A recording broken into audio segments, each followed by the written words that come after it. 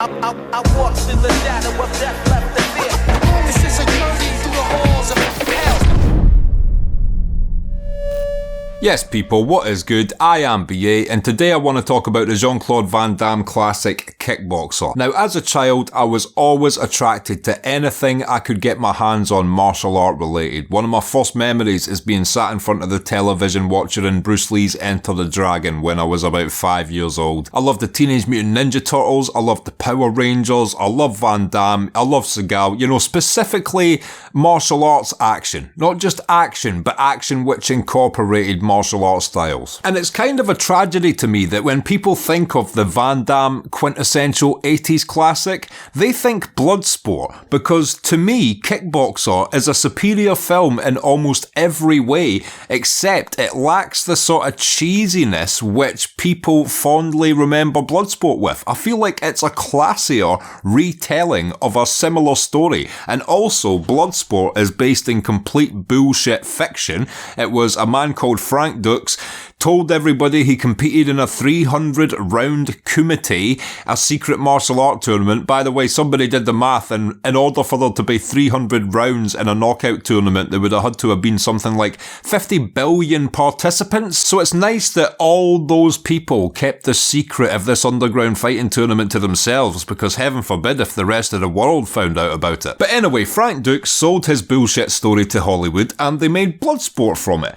Kickboxer, on the other hand, claims to not be based on anything, but if you look at the timelines, it kind of syncs up with what people who do real martial arts see as a very important moment in history, really. It was an eye-opening event for Western martial artists when Rick Rufus, the Western kickboxer, fought Cheat Songrit, the Muay Thai fighter, and it's very similar to this Kickboxer film in that Western kickboxers are not used to the rule set of getting kicked below the waist, in the thighs and stuff like that. It was completely alien to Rick Rufus when he fought Cheat Songrit, and he got his legs beaten up really badly in that fight, and afterwards it changed the psyche of Western kickboxers to start to learn Muay Thai. Rick Rufus learned Muay Thai, his brother Duke Rufus went on to become one of the best Muay Thai trainers in all of the United States of America. And just in case you guys were wondering, by the way, who eventually won the Muay Thai battle between America and Thailand, I'll tell you.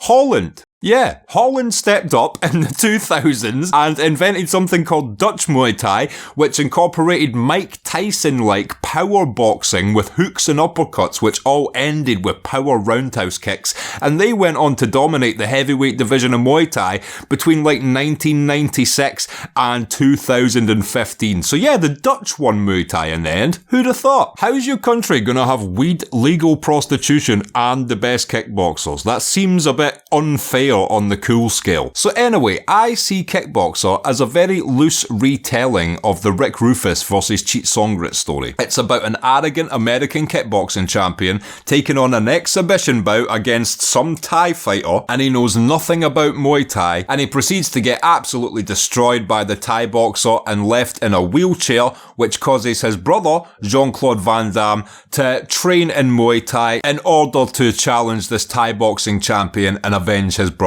And along the way, he meets a local Thai man who helps him train in Muay Thai, so we get all the jungle training montage sequences that we like about these martial art films. It's just got a different aesthetic to it.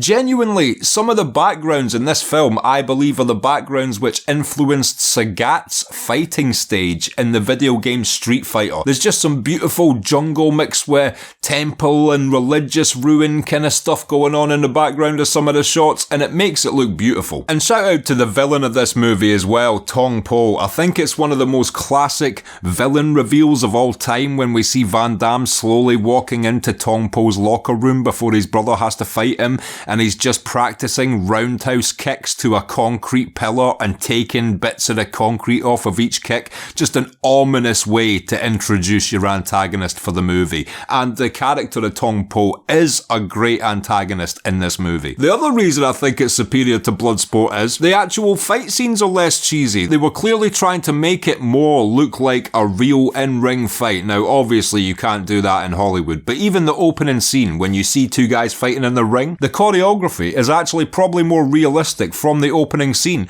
than it is throughout the entirety of Bloodsport. There is all sorts of cheesy moves in Bloodsport Bloodsport, very rarely do you see a neat piece of action choreography in it, actually. It's all slow motion jump kicks and split kick punches to the balls, and everything is a super special jumping kick move in Bloodsport. There is no fluidity to the combat, so yeah, that's one thing I prefer about Kickboxer as well. The fight scenes seem more thought out, more realistic, and more fluid, and less cinematic in a good way. I don't like my fight scenes to be too cinematic. They come across as cheesy when they are overly choreographed or too stylized. Unless the plot specifically explains why that would be, such as in a movie like The Matrix. So, I know that the rest of the world will tell you Bloodsport is the quintessential 80s Van Damme film, but here I am, planting my flag, my little Scottish flag, in the sand on the side of Kickboxer. So if you've never seen it and you like martial art films, go and check it out, because in my opinion, it is one of the best Van Damme films you can see, and it is also my choice selection of his